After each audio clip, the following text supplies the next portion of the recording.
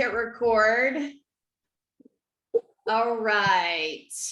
So this is my performance. Take a deep breath and feel the words today. I love the feel of cool dawn air in my lungs and the promise of a poem in a bird song. She tiptoes down the hall and peeks around the corner of my heart, looking to see if the coast is clear. With no clutter of fear to navigate, she's free and dives onto the slip and slide to my soul head first. They dance, wriggle, and shake, bump booties, and wait for me to hear the music, which shivers me awake with a careful word or two, and then a smile, then a shimmy, disco style, as lines flow over my pen, pouring out onto the deserted street, waking up the paper at 2 a.m. again. It's party time, everyone. Can't you see? Life is meant to be loved with everything you have. So get your ass out here and dance. I party a little too hard as notes spill over the sides onto the second and third pages, me trying to convince my neighbors not to be a grumpy pants and come out and dance too. But not everyone hears the music. It's not our job to tune their dial. It's our job to enjoy what our own souls do with the beat of that cosmic bass, understand the rhythm inside our own space first, completely. See what moves our hips and pens make when the spotlight beams through, and we find ourselves in the middle of the stage, unafraid for once. The question is, will you dance? And never mind everyone else's trance. Will you dance because you can? Take the bigger risk that someone else is watching and might just hear the music too, by hearing it through you. Oh yes, I love to feel the promise of a poem, my dance, my performance, and the gift of the magnificence of life pumping through my veins, waking the neighbors again. I wonder if they'll dance with me this time.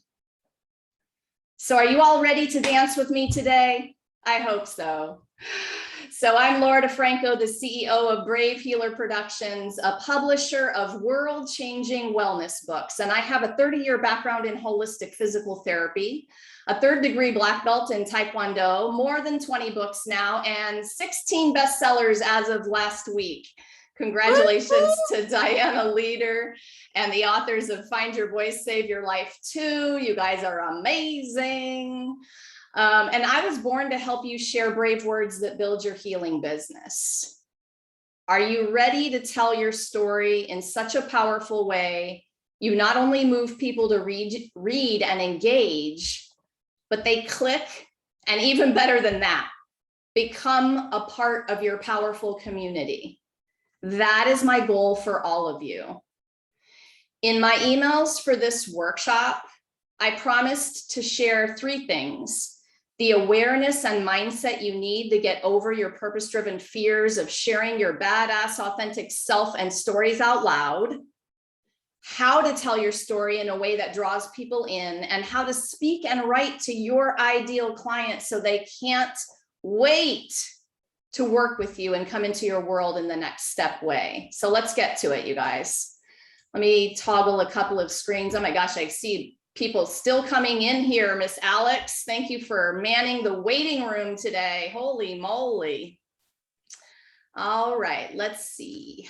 There we go. 39 participants. That's awesome. You guys, you're making me nervous all showing up today. Isn't this awesome? Okay, so I sat here this morning and I had to put out some work fires that were starting to mess with my mojo and bring me down a little, actually. And my mind went something like, Laura, what if you fail? What if nobody shows up today? Well, I just blew that one out of the water. So thanks for showing up, you guys. What if they don't like it? What if you can't solve this problem that I was having this morning, or worse, make somebody mad? And here's the worst one in my head. What if you look stupid? So I've recognized these inner critic messages as a form of purpose-driven fear.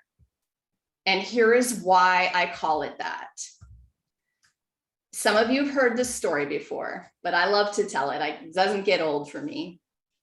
Back in 2016, I was sitting on Facebook, as I often do, and a business messenger message popped up from a total stranger. And it said, hey, I read that blog you wrote on Mind Body Green, and I loved what you were writing about. And I've been struggling lately. And I was wondering, could you send me some more links of things that you've written? And I typed back to her and said, of course, thank you for messaging. And so I had written, 300 plus blogs at that point. And what I learned about this woman was that she was a mother of 5 and struggling with depression. And so I went away and I dropped some links of other blogs I had written about self-care for her to read. But I went away after I did that, while she was reading, and I took one step further and I wrote and dedicated a blog to her. And in the end of the blog, I invited my audience to step up with support for her. I knew I had other mothers in my audience. I knew I had other healers and women who had suffered with depression and been there and had some love and support for her. And so they stepped up in the comments. And I think my friend Shirley felt the love and connection that she desperately craved in that moment, that she had been needing for a really long time. She signed up for a course that I was teaching, and went on to write her own first 2 blogs ever. One was about her story, authentic story of being a depressed mother of 5. And then the second blog was a call out to other mothers, like, hey, all you got to do is reach out. And what I didn't know while all of that was going on, and I didn't know until much later, was that she had been planning the suicide note she'd write to her husband and 5 children. And you guys, if this is the one thing I ever do with my brave words, it will be enough. I'm good, right? So I'm so lucky and so grateful that I get to tell you that story. Not everybody reaches out like that. But what I do know for sure is all of you have people paying attention to your words like that. And your fear of not good enough is boring to me. It's the idea that this isn't about you anymore. This is about the life you'll change or save when you get over your purpose-driven fears of not good enough and get your brave words out into the world so people can read them. And if you're speaking them, so they can hear them. So it's time to get over those kinds of fears and share yourselves, your wise, sexy, badass selves with the world, your brilliance, your wisdom, your years of experience. But there's a way that you think you need to do that is keeping you from having the engagement you desire. You think you have to be professional, appropriate. You guys fill in the blank of how you think you need to write and speak to attract the perfect person. What I'm going to tell you is you're just not being yourself. And if you would just start being your awesome self in your writing and speaking, because why do we do it with our BFF, but then we get to our sales page and we completely freak out and we don't know what to do there? Like, it's the same person. They need to see you, hear you, feel you, read you as that awesome person. So let's get into some exercises, and I got lots of these for you today. I want to get you in action with your writing today and the way that you understand this. So let's do this. So you guys have heard the quote from Louise Hay, to clean house, you must first see the dirt. I love that quote. So what does that mean? It means it's about awareness. You got to see the stuff first. You have to be aware of what's going on in your head that's keeping you in doubt and fear. And those worst messages, I shared some of my own with you a minute ago. The ones that are still cropping up and keeping you in doubt and fear, or worse, paralyzing you from sharing. Which of those messages are you still believing, right? So take a couple of deep breaths and relax your body a little bit. Breathing deep into the pelvic bowl and letting go with your exhales. And I want you to spend a minute writing down the messages that are still coming up for you when you're trying to share your brave words, the ones getting in the way, the ones limiting you. And see if you can come up with a few different messages or voices of that inner critic that you know. You all have a really amazing level of awareness. Those of you who've been with me for a while, I challenge you to write a couple that are still getting you, even though you've done this exercise a few times. Okay, what's the stubborn one for you? So I'm going to give you a few seconds.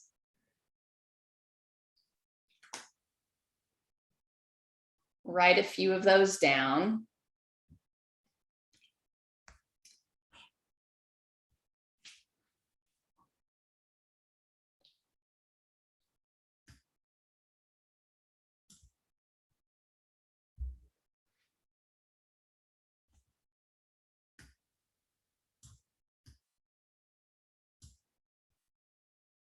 Okay, everybody got at least one or two or 50?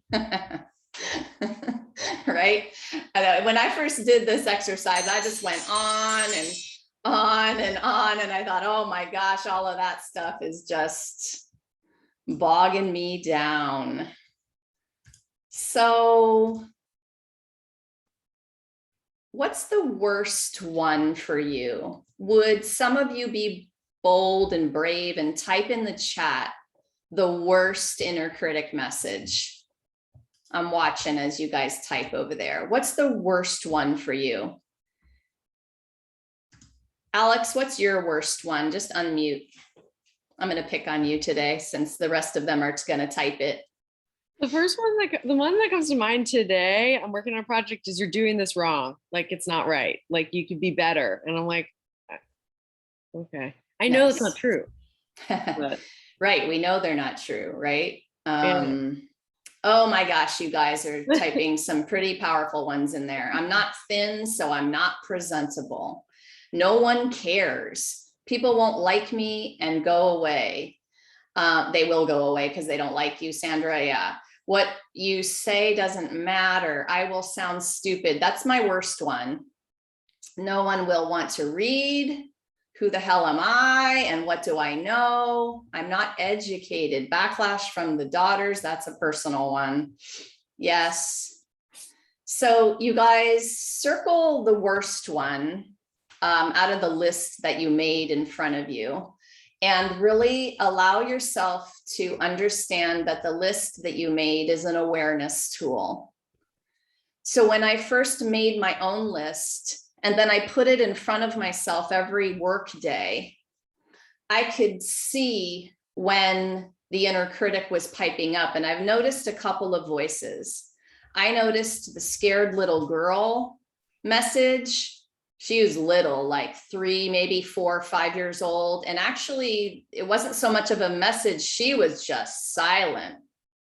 She was shriveled and hiding and didn't have much of a voice. Right? There was that kind of message coming through, like, you better shut up and not say anything or else. And then there were other ones that I made on my list that were definitely different kinds of voices. And, you know, parents, coaches, teachers, people who said stuff to you in the past.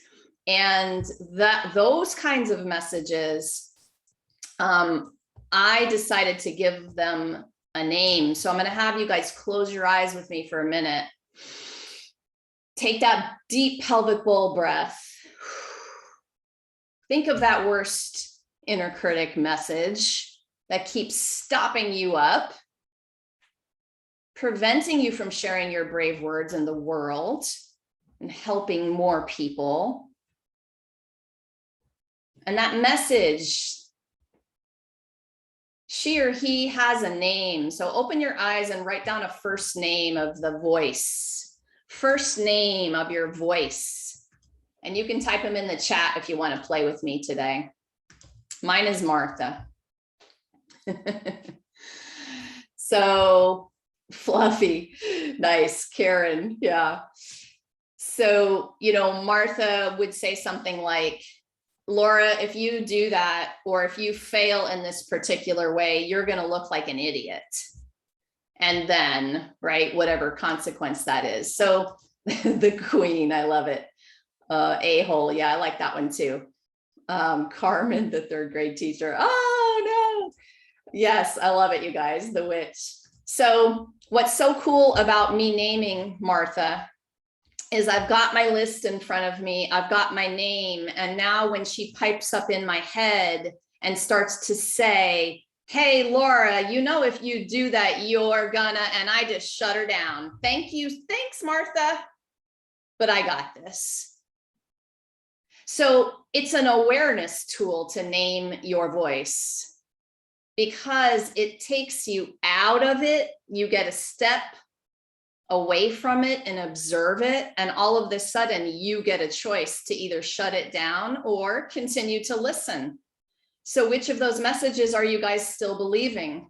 Which of the ones are still paralyzing you? Which of those nasty ones gets you for more than a few minutes, right? I remember my first viral blog on the Elephant Journal. And it was crazy. I never expected to have hundreds of thousands of shares. And I finally got one and it just went nuts. And there were all these beautiful comments. It was a blog about awareness and about being defensive when you were in a relationship. And I was calling out my own BS with my partners and my friends at that time. And I remember the beautiful comments that I got about the blog and the blog going crazy and viral. And then I got down to the one comment from a guy. And if you haven't noticed by now, my ideal client is not a guy, who said, what are you talking about? You can't think with your heart. You can't lead with your heart, right? I was talking about the difference between leading with your mind versus leading with your heart. And I spent at least a week in my head about that troll. Waste of my freaking time every hour of that week, because I could have been writing another blog for Shirley, couldn't I have? I could have been writing my next thing. I could have been doing my next thing. It could have been creating my next course for you all. I could have been. So the minute, use your awareness tools, the minute you're in it, you shut it down. Thanks, Martha. I got this. I'm going to go do something that's a little more helpful now. The faster you get there, the better. You all are warriors and you're out there helping people. It's a waste of time to get stuck in that. Let's retrain ourselves. Let's move on with something better, right? So to clean house, you got to first see the dirt. So you guys starting to see the dirt on your page, right? Like, ooh, there it is. It's showing up again. Laura, you're going to sound like an idiot if you do. No, thanks. I'm good. I see you, old message. We're going to do something different today. Awareness is everything. Awareness is going to change your whole game. Your business, your life, your relationships, everything is about awareness. Master ninja moves is what you need in your awareness practice. And naming my inner critic was one of those for me. So now I'm going to invite you guys to listen to another poem because it's one of my favorite things to do. But while I read you this, I want you to really feel into the words for yourself. And toward the end, there's going to be a place where I actually say, open your eyes and write down something, okay? So you can, you'll be hearing that. I'll be instructing you to do that. And then after you write that, there are a few more lines of the poem. I'm just sort of setting you up so you know where I am in my little poem here. Okay, so I'm going to invite you to close your eyes again and take some deep pelvic bowl breaths and really relax your body into that chair, grounding and centering and just basking in the gratitude of playing in the sandbox with so many amazing people today. How cool is that? This is called Purpose Has a Face. You'll find your purpose when you look in the eyes of your brother or sister, mother or father, spouse or lover, friend, co-worker or foe. And instead of feeling distrust or rage, unworthiness, embarrassment, or shame, you recognize yourself and feel love.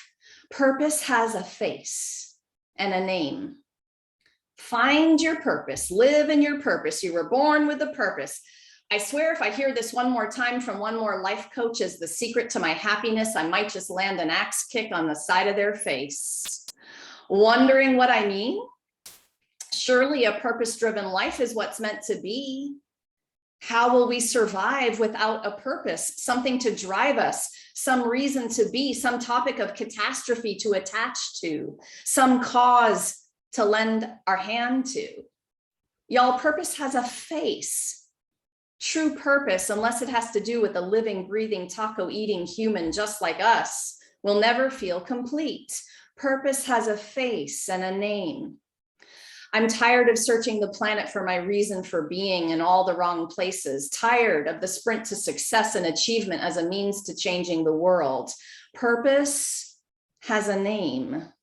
The man or woman, boy or girl, straight or gay, black or white, rich or poor, married or divorced, human, that gives you reason to know that your breath changed their ability to know their worth. She is your purpose. He is your purpose. They are your purpose. Change one life and you change the world. It's enough. As you're listening to these words, take a breath. Who has made a difference for you? Who has made you want to be more of yourself? Who's loved you no matter what? Who's told you, you changed my life? Who helped you wake up this morning with fire in your soul, ready to be your full-on, badass, unapologetic self?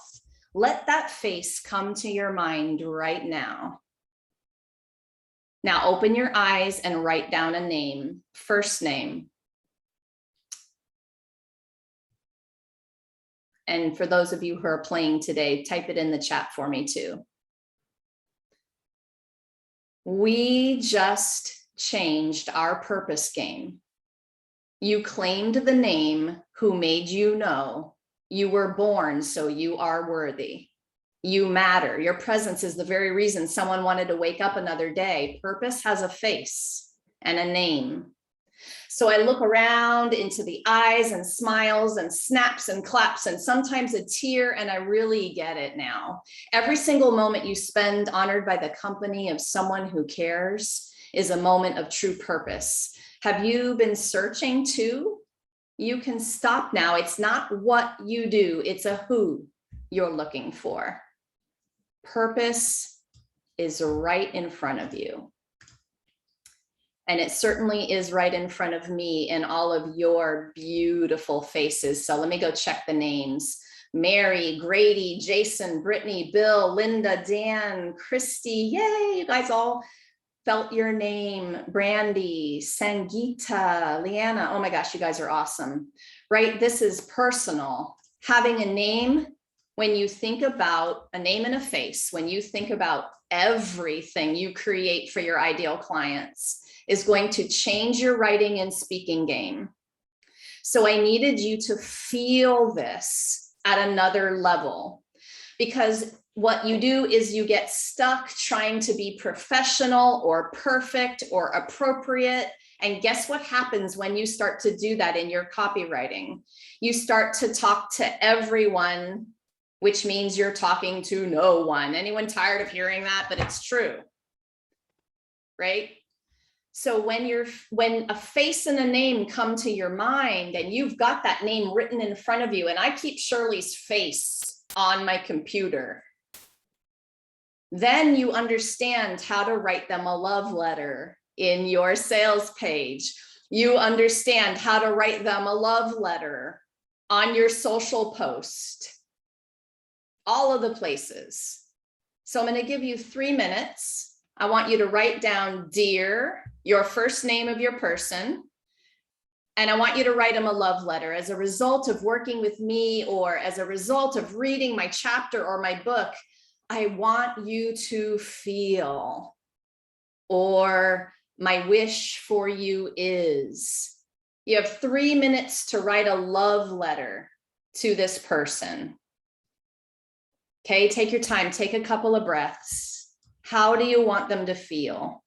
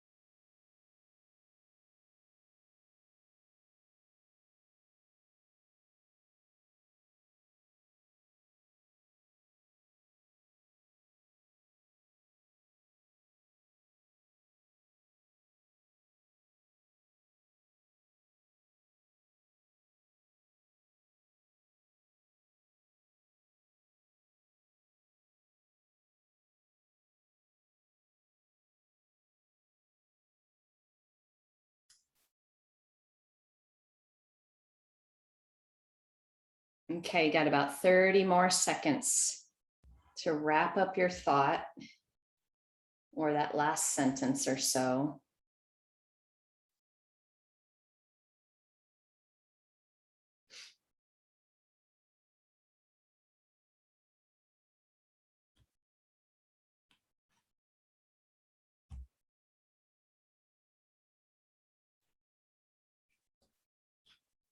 Okay, pens up for now. You may need some time to finish your letter later. And let me address something I saw in the chat a minute ago. So when my little girl voice shows up in me, and it's an inner critic message, and I've recognized it, like I said before, it's an awareness tool, but boy, are those my friends at this point. Thanks, Martha, I got this is not, I hate you, Martha, go away. It's, hey, I see you. I hear you. I know you're just there trying to protect me, and I got this. And I'm going to choose a different way to respond to hearing that voice again. So yeah, Jeremy. So I completely honor what's up, and the awareness is the most important part of it, right? The little girl, when she shows up, I have learned to grab her hand and take her with me. Hey, we can do this together. I got you. Right. So it's that type of thing. I always get that comment about, trying to kind of shove away these parts of us. The parts of us are there for very important reasons. So when you befriend them and you realize it's purpose-driven fear there, then that's a game changer. Laura Lee, yes. So I would love, and Laura Lee, if you want to, if you think you can, I would love for one or two of you to share your letter. So I got Lisa Karasek with her hand up before I could even finish the sentence. And I'll take one more hand. First hand I see, and I got Carol Dutton. Thank you guys. So Lisa, just read your letter from start to finish, and we're gonna just hold a space for your share. Dear Brandy, I want you to feel better in your skin. I want you to feel like all of your worries and aches will dissolve and disappear. Holding on to the energy is like carrying around a 50-pound dumbbell weight. It gets slung over your shoulder, placed on your chest. It's blocking everything trying to get between your legs. It's in front of you, like a great big metal veil, and your eyes can't see around it. The weight is weighing down your arms, wearing out your elbows, and not allowing a hug. Thank you. I was just making sure you were done. Carol, you ready? Yes.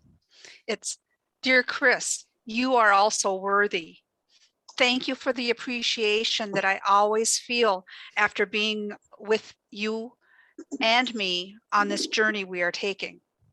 You're the reason I go on with learning and especially sharing my experiences.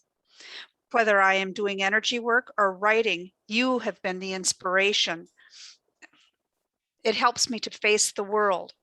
You have made me feel brave enough to let the real me be seen within a doubting community. Know that it is also within you. Share yourself. Thank you, Carol. So you guys, I've learned that there's a few levels to sharing brave words. One of them would be to move them outside of you onto the paper. That is a bold move for some of you. I write to feng shui my soul first and foremost, to move those words outside of me and somewhere where I can see them. And that's a big deal. And then there's another level. There's the level where you actually speak those words and you put the vibration of your voice to them and you hear them outside of you.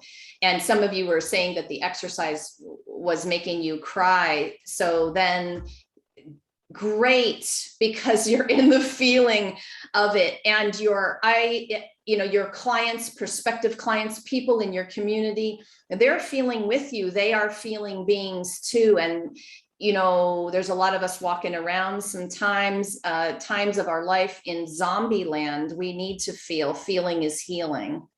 So that's what I don't want you to be afraid of so much. That's what I want you to step into, is how do you want them to feel? Step into the feeling yourself as you write the words you're going to share, because what I don't want you to do is feel tired or bored or disinterested or something opposite of what you want your clients to feel. Conjure it up in yourself. Do the meditation work that you already know. Do the breath work that you already know. And set that mini intention for the moment of your writing or creating, so that you're actually in the energy and vibration that you wish to share. And when we're in that not good enough place, or that comparisonitis, or that perfectionism, oh, that's such the opposite of what we want our people to feel, isn't it? So we got to step into the other thing, and that is the awareness practice. And then it's your healing tool practice, right? That you teach. Bring it into your writing and see what happens. Would one more person like to share their letter? I need a hand. Yeah, Laura Lee, I see you. Well, I think I misunderstood the exercise, but this is what I wrote. Excellent. Dear Grammy,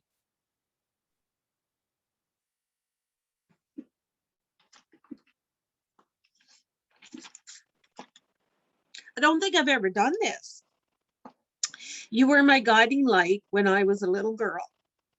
You loved me unconditionally. You told me I was a good, smart girl all my life. You taught me to be kind, but people were not to me. Forgive because God said so, even when it was unforgivable. And have faith.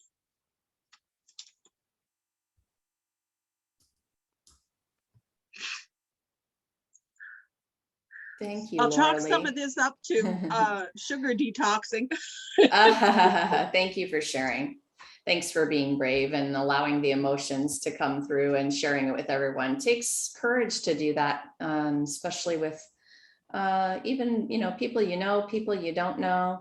So that second level of writing for other people to read is a whole other level of stepping into your brave. It's one thing to journal. Then it's another thing to actually decide to blog or write a book or whatever and open yourself up to whatever that is. And then there's another level, and that's speaking it out loud. So being in a room like this and speaking it out loud, standing on a stage and speaking it out loud, where people are vibrating with you. They are vibrating with you. So what is it you want to get them to in your vibration? You have it going, right? And do you even know what that is or what you want it to be? Right. And there's a whole nother class and a whole nother talk about getting to know that beautiful, ideal client of yours, right? Many of you have been with me long enough to know that I'm going to tell you to go interview them, sit down with them and ask them questions, right? We need to do this, and we need to do it multiple times throughout our businesses. By the way, it's not a one-off. It's really great homework. So do it again if it's time, because then everything you create is going to be based on what you want them to feel, and they're going to tell you. They are going to tell you. So if you catch yourself trying to do something in your writing or speaking, stop. And that's it right there. Like when I catch myself trying to be smart or funny or clever, I'm like, oh no, can you just be yourself? Like, could we stop, or, trying to be more professional or whatever that is. It's a very tight box you're putting yourself in, and you're going to start to feel it. Plus this, the other way to go has better results anyway. So treat everything you write like a love letter. Your copywriting on your website. Everyone's going to go run to their website sales pages now and go, oh my gosh, I need to write this differently, right? Start slow, because I know you guys have a lot there. Your blogs, your social posts, your books, your talks. So I wrote a post this morning, some of you might have caught it, about my kids going away to college. I know a few of you read it because I saw your beautiful comments. That was from my heart, and it was including dialogue. It was a scene from my life I was sharing with you, right? And I went and posted it on Facebook because I was in the fields. I knew some of my friends would be in the fields. It's the timing for it. We're all going to be saying goodbye to kiddos going to college, and especially after a year and a half of being home, right? So great storytelling is just that. It's sharing a story from your life that helps your people know, love, and trust you. This kind of writing and speaking is powerful. It builds both your business and your communities. And our habit is to lecture and tell people what to do, because we are master teachers and we do that so well. We know how to tell them and how to teach them in our modality. We know how to educate them in their anatomy. We know all of those things, and we are experts at it. So we fall into that habit. But what about them getting to know you first? Like, Laura, who are you to tell me how to stretch my leg? And I'm talking about my physical therapy background now. If I don't know, if I don't know you first, if I don't trust you, if I know nothing about you. So what are you offering to your audiences in that storytelling realm to let them get to know you a little bit? Just a great question to ask yourself. Or are you always too afraid that it's TMI?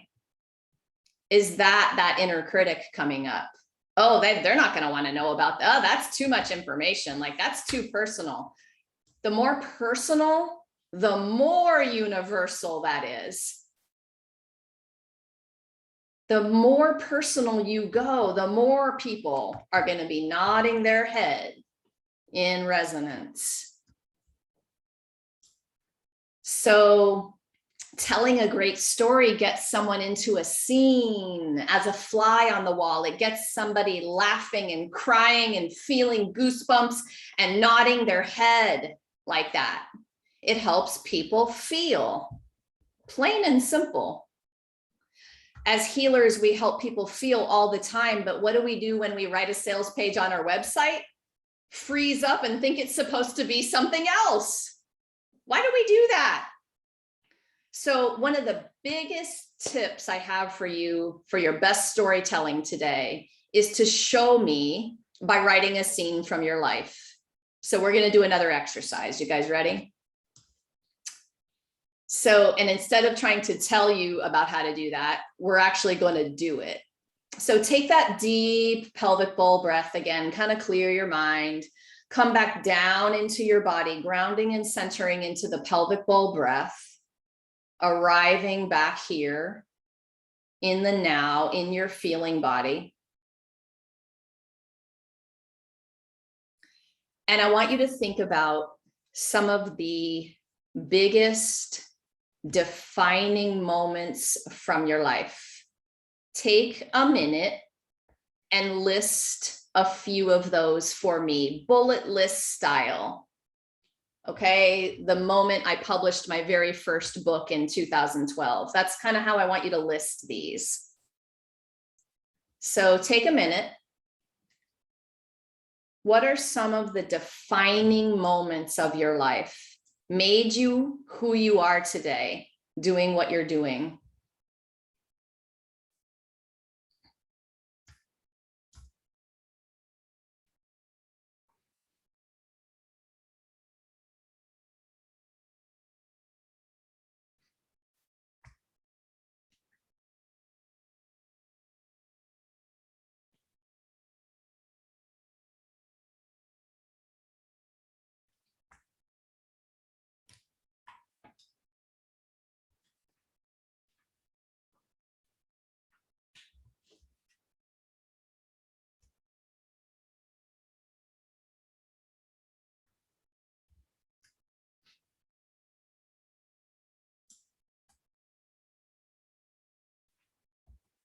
Okay, get those last ones on there.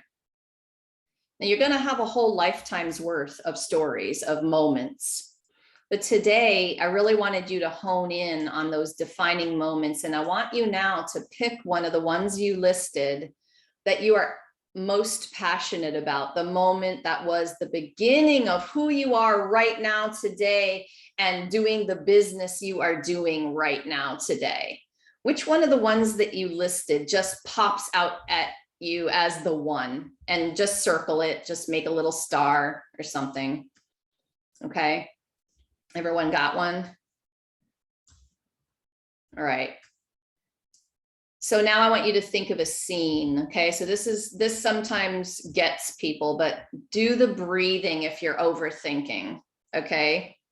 Because writer's block is bullshit, you guys. It just means you're thinking too hard and you lost the body connection. You lost the bigger source connection for a moment. And you went right up into your head trying to think the answer instead of breathe and feel the answer.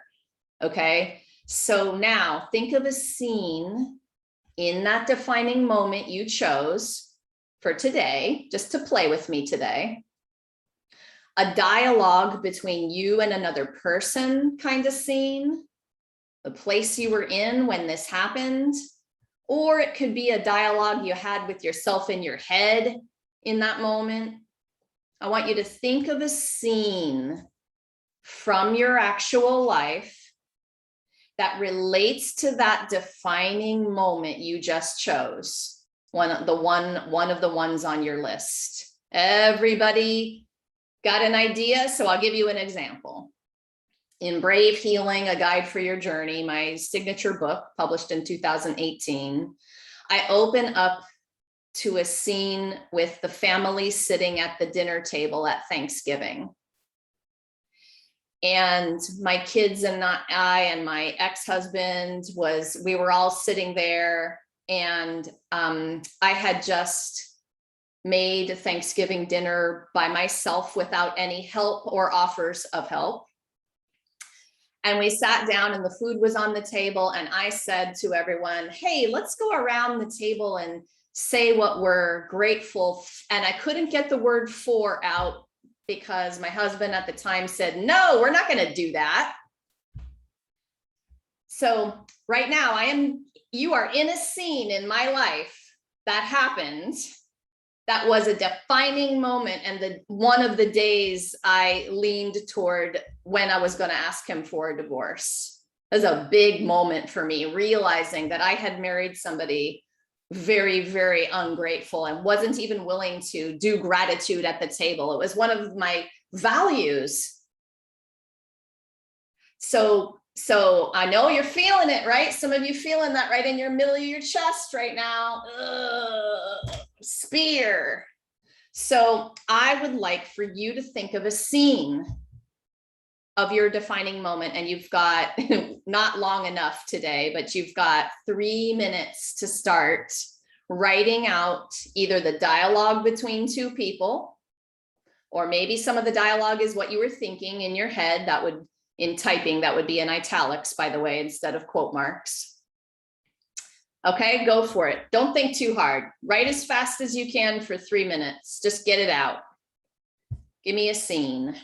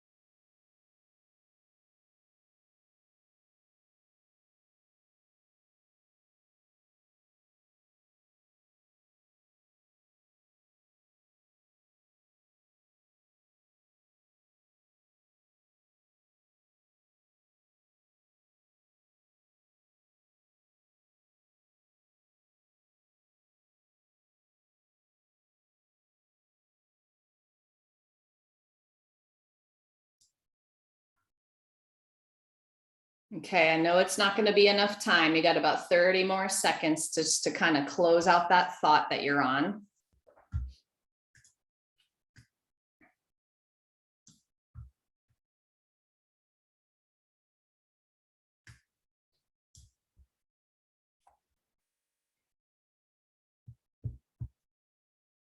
And pens up for now. So assuming some of you really got into it and probably could have been writing forever, maybe a few of you could have felt stuck and not known where to go or what to write. And there's always both in a crowd, right? So I'll just repeat myself by saying, if you're ever feeling stuck in the flow of your writing, you're thinking too hard, you're not feeling, you're not breathing, and you're not grounding into that source that's going to move the words through you. Trust that over and over and practice trusting it and coming back to it and then allowing the words to move through onto the paper. Would anyone like to read their little scene? I got Linda. Anyone else? And Lilia, thank you. So Linda Miller, thank you for being here today. Thank you.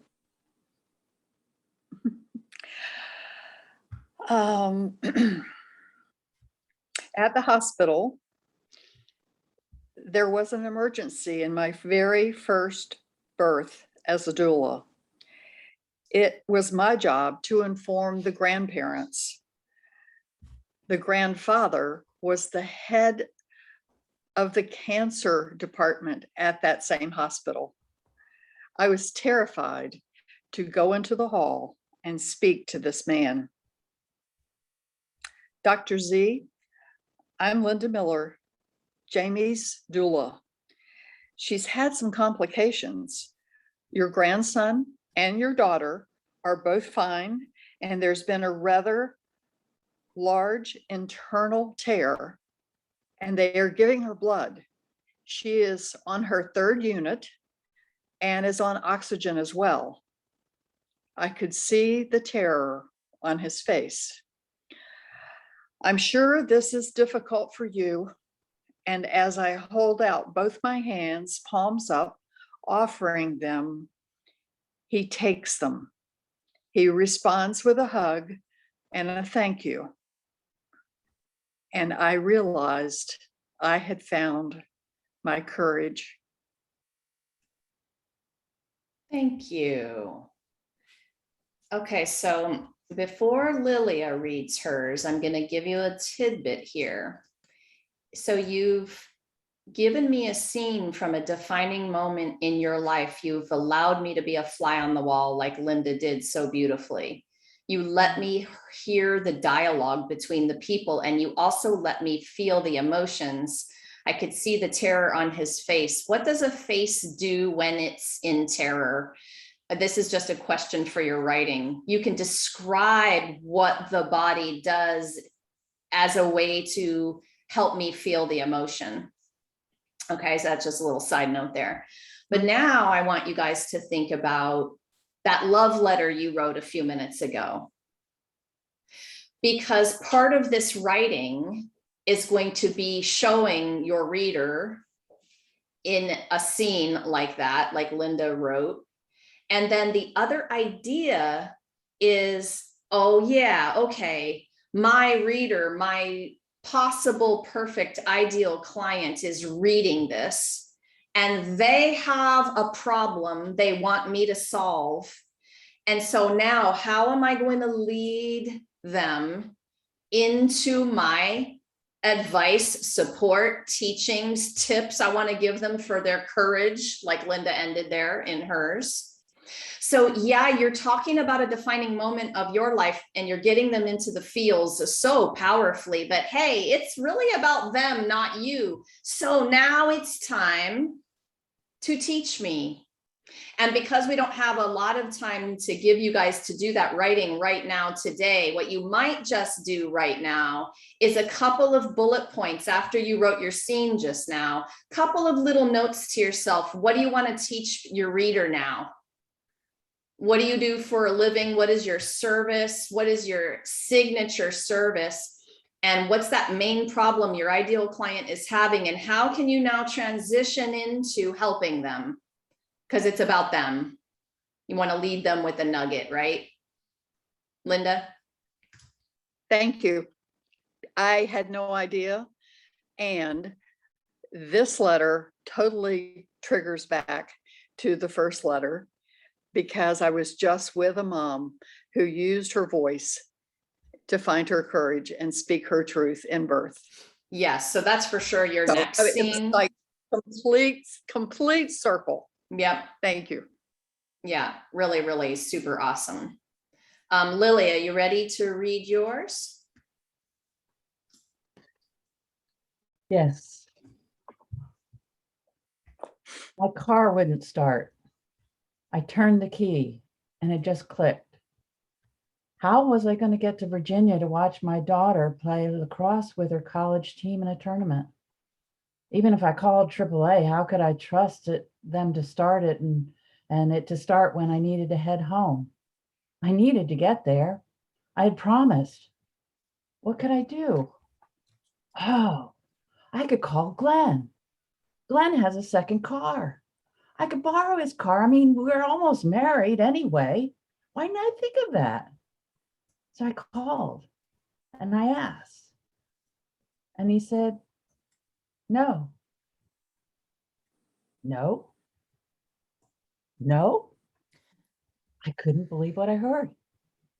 I hung up and just sat in my car. And after a moment, I asked myself, what do I want?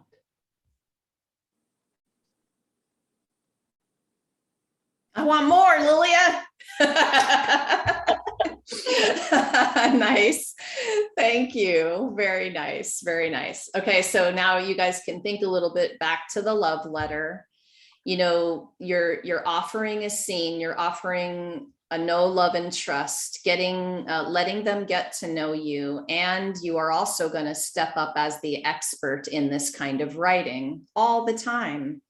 Right. And you're going to step up to position them to nod their head at you and make them know you get it. And now you're going to say, hey, this is something that might help you. Right. And it could be so different for all of you. So you have to take that defining moment that made you who you are now, doing the profession and the business you are doing now, and tie that into whatever that support or advice or the tips or whatever you're writing, right? There's going to be some differences depending on what you're writing. But getting personal there is going to be the start. And it's always where people start and then falter because they're afraid it's too much. They're afraid, blah, they're afraid, blah, like you guys fill in the blanks. It was those inner critic messages we started off with today, where it's getting you pushed into some doubt and fear. So you stop up your whole flow of authenticity in your writing because you think it's supposed to be something else. So catch yourself there and know the more personal, the more universal. And we're not out here to hurt anyone. There's always a way to write a story that doesn't bash anybody else. There's always a way to write a story from your own truth and point of view and feeling, so that you're not hurting anyone else, saying bad things about anyone else. I mean, I kind of stepped over that line with my little Thanksgiving story, didn't I? But I wrote you the dialogue that happened in my book. That happened. I have absolutely no problems writing that. I could have said something like, we argued at the Thanksgiving table and I kind of thought that day that I might ask him for a divorce. Would that have been as powerful as what you heard? No way. Yeah, thank you. So getting the scene, getting them into the scene is going to be the powerful way to help them feel what it was and show them instead of just tell them, right? Let them feel stuff, you guys. It's a good thing. Okay, so what I would do and what I'm going to offer you all is if you can make me feel something and then transition that, I'm going to call it a blog for now, 500 words or less. If you can transition that piece into helping your ideal client with something that you do, you know, in your business, and you are feeling good about that and want to submit it to me, I will consider it for a guest blog on my website. You have to email me with the 500 words in a document, your bio in that document also, and then you have to attach a headshot and a main image for your blog to the email. please pay attention to those submissions guidelines I just laid out. Okay, document 500 words or less, including the bio. I don't care how long your bio is. And then attached to the same email as you put the document, you're going to give me a headshot and a main image, sending those to bewarriorlove@gmail.com. And I've had some website issues. I know I've been telling some of you about it. So as soon as my website issue is all perfect and lovely again, I'll be posting some of those. Okay, so feel free to submit that. And if you need a little more coaching on it, let me know.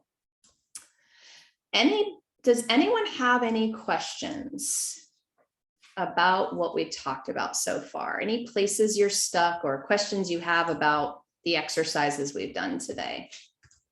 And just please unmute for that, you guys, because I can't see all of you. Anyone, this is your chance to ask me about any specific issue you're having with something you're writing or any general question. It's Laura Lee. Hello. Not questions right now. I have lots of questions, but this was my first time doing it. What an eye opener. Thank you. You're welcome. My pleasure. Anyone else? Kathy. And I saw you, Karen, too. Hi, Laura. Hi, everyone. Hey. So my question is, I've been told by all these gurus, not you, Laura, that I write too much about my own story and that it needs to be about other people's problem, then give them the solution. And I just wonder, I'm not certain that I ever do that part right because I'm so used to writing from a deep place of the heart. And I start with a problem I had and how I solved it, and then transition over to making it about them, right? So if you'd speak to that, I'd really appreciate it. And I hope it helps me. So you heard me talk about both just now, using the scene from your defining moment, but then it's all about them. So you better transition in your writing to make them know that this is their problem and you're about to solve it. So what I want to say to that in general is that it's a balance. And when you get the balance down and you get in the flow of offering those nuggets about your own life that just make people smile and get to know you better, and then you're hitting them in the brain with, oh my, so best compliment, right? You get an email that says, how were you in my head? That's their problem or their biggest solution, however you guys want to go at it in your writing. But you get it, and they know you get it because of your writing. It's always a back and forth balance between those two things. So hopefully that helps a little bit for right now. Thank you. It does. Karen, you had a question? My question is very similar to Kathy's question. When we want them to get to know us, but make it about them. And then you're saying balance, like, is it 50-50 or do you? Oh my God, please don't make me give you a formula here. Yeah. Like, so here's the thing, you guys, if you're wondering, ask your ideal clients to read some things and give you actual feedback. It's the best homework you'll ever do for your business. And there is no formula, but it is an art, right? And it's a practice. Mm-hmm. And so just keep putting it out there, then keep asking questions, then shift it and put it out there and ask more questions, and you're gonna get it. But this is what paralyzes people right here. Well, it should be this amount of this, and then you guys don't write anything because you're too afraid it's not good enough. Stop that. Get it out there and see how it goes and get some eyes on it and some feedback, and then do your next one.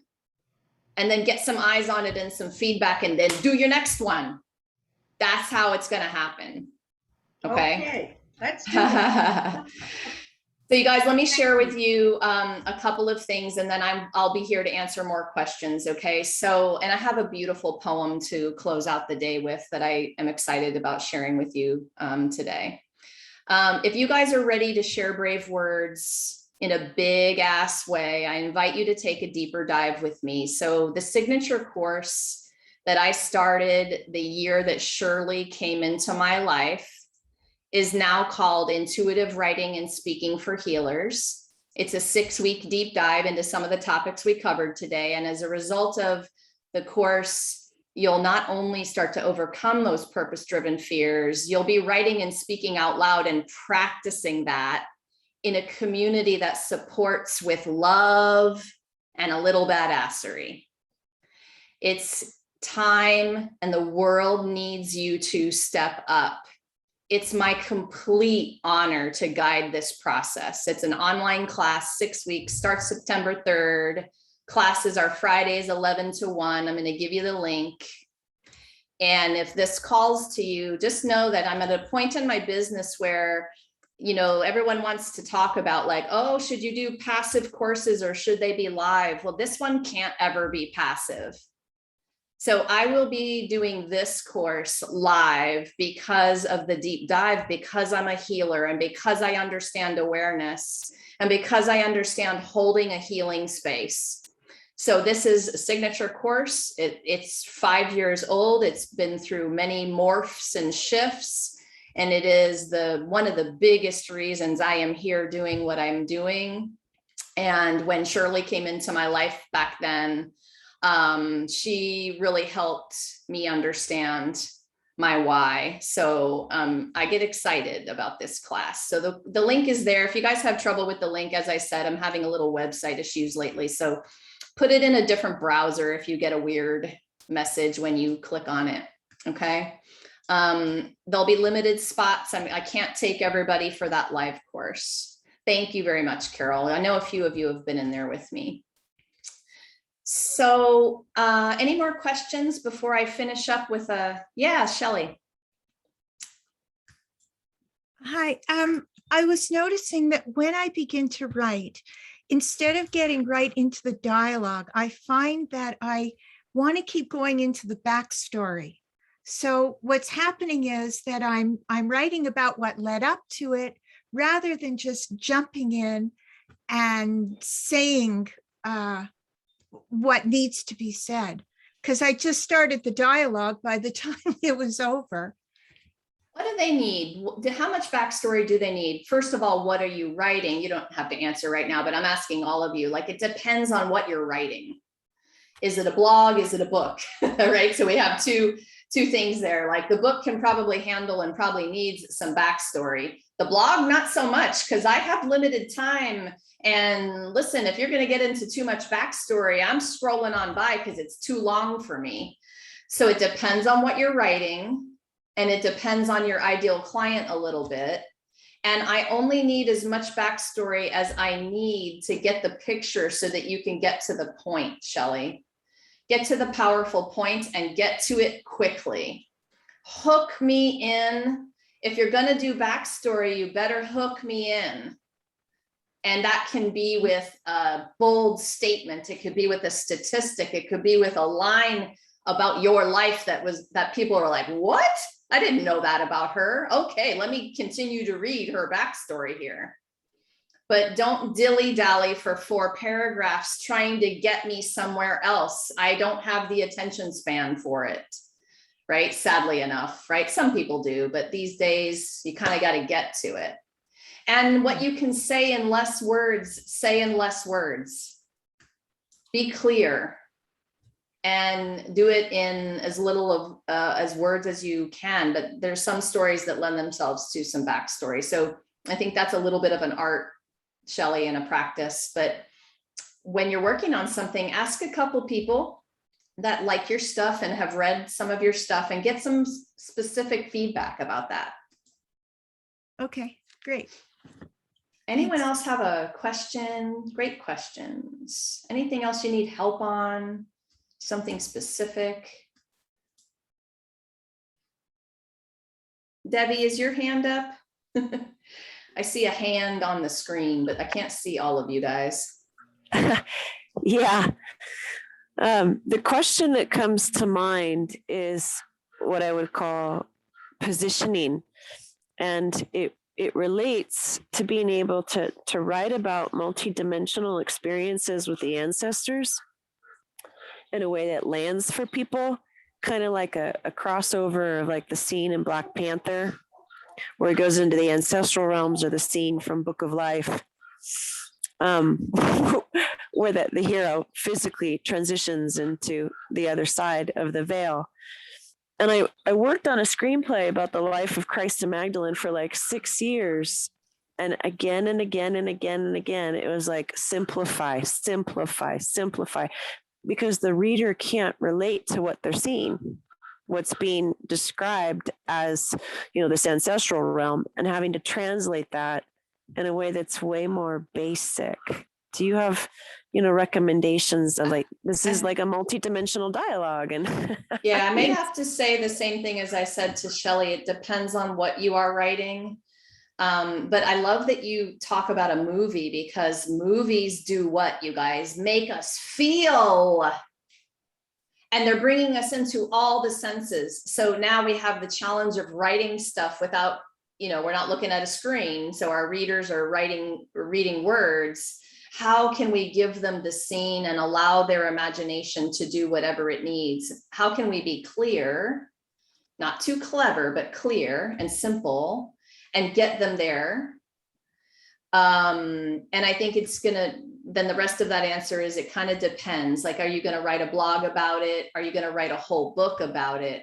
Right? And so I have a little bit different answers for those different things you guys are writing. If we're doing a sales page, that's a whole nother animal. And you got to get there in a much shorter amount of time. You're selling with your story. But Debbie, if you're in your ideal client's head and you know that person very, very well, down to the flavor of green smoothie they love to drink every morning, then you're going to start to have the answers to your question. But most people I talk to haven't done the ideal client work. And what I mean by that is sitting down with 1, 2, 3 different kinds of ideal clients that you've had currently or in the past or whatever, and interviewing them and recording those interviews so that you can hear the words back, because they'll give you the answers to this more than I will. You mean to interview them physically, literally? Yeah, like well, Zoom, whatever. Okay. And I can give you a worksheet of questions to ask so that you can start to take some notes and get the answers to all of the different things. Essentially, you want to understand what their knowledge is, what their concerns are, what their problems are, what their deepest desires are. And then if you guys know that you're creating something specific, like a book or a blog or a course, the questions start to be, hey, Stacy, I'm writing this new book, and it's going to be about business mindset. And I want to describe this scene about, and then I could use Debbie's example, she's talking about the ancestral world in this particular scene. I'm writing this scene about blah, blah. What's the best way to describe that to you without confusing you? Let them answer. Okay.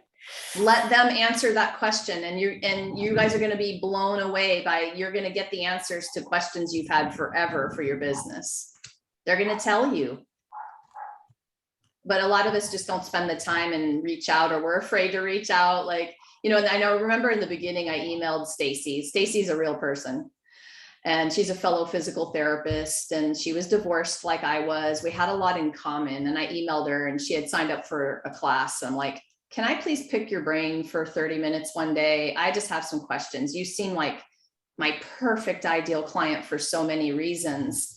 And I'm going to start creating this new thing. Would you mind me asking you a bunch of questions? She was honored to help me out. And they will be, you guys, they will say yes. They will help you. Yeah. Cool. Because, just to be honest, if you could say one more thing, it's like, when I watch a movie, I'm in the head of the writer. I understand what the screenplay writer is actually messaging for humanity. The sad thing is when people come out of the movie, they don't go as deep as the author. Actually, Right. would have And you're preferred they could have gone. And I, of course, am there inside of their head holographically going like, oh, I know what you were saying to the human race. I'm so sorry. Most of your audience doesn't. So it's out of compassion for these film writers. And I'm just like, how do we make this easier? yeah, because that's not your, you can't think, you have to think more like the ideal client and not like you. So you have to, that's going to be the game changer for you. Okay. And you have, Thank yeah, you. because you're on another level of thinking when you're hearing that message, seeing that message, reading that message. And so you have to understand what the other kind of person is sensing and experiencing so that you have a way to describe it. And you can do this. It's not that hard once you start to have these clues. And I'm here to help you guys, just reach out. So you all have my email by now, bewarriorlove@gmail.com. It's where you could send your blogs. And I would love to share one of these favorite poems of mine with you guys to finish off today. So I'm going to invite you one last time to just take a couple of breaths and feel these words. Do you sometimes wonder if what you survived is a test?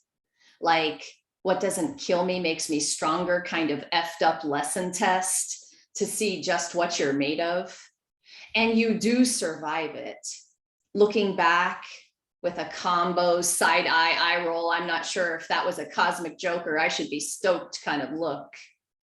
And you move on, move forward, take the next steps, think positively in the next best direction, resting in the closure, proud of the soul you've become as a result, only to wake another day to a slap in the face, standing there stunned, looking up like, what the? I thought I'd been tested enough. Thought I'd been there, done that. Thought you'd wrung out every last drop of my capacity to cope on that last round. And your mind catches fire again when you realize it's never the final round until you're dead. But for a moment, you stop and think about the score and smile. You're standing in the ring. You're telling the story. The opponent may look a little bigger this time, but the reality is you've won every round. Every single round. You lived to tell the tale, to help someone else, to take the experience and teach and speak and love and be exactly who you are as a result of your ability to stand back up after being knocked to the ground and ground yourself in the deep exhale of purpose. Yes, you did that. Congratulations, you survived, and you will again. And if you're wondering, you're not alone. Everyone is in that ring. Even if you can't see it, everyone is struggling to stand back up again. And there's no rule we can't offer a hand. Let's go, warrior. You got this next round. No matter what's thrown your way, training is never easy, but it's what gives you the power to do this life with grace and ease and a touch of badassery. And in this corner, ladies and gentlemen, we have reigning world champion of the realities of life. Never give up until you die. Throw a bucket on the fire of your mind and choose a better fight.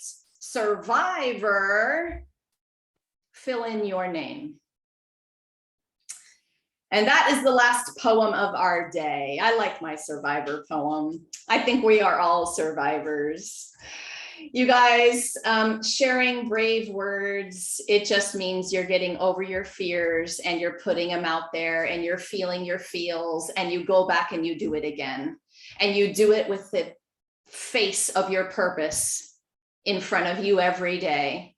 And you don't let that inner critic voice stop you or tear you down or get you into that doubt and fear to the point that you're paralyzed, because it's not about you anymore. It's about that person's life who you change and you can't change lives if you don't get your message out there. And it is my total honor to be guiding you guys in that way, in any way I can to help you. Please just reach out. So I am going to stop our recording and I am going to hang out and see if there's any more questions.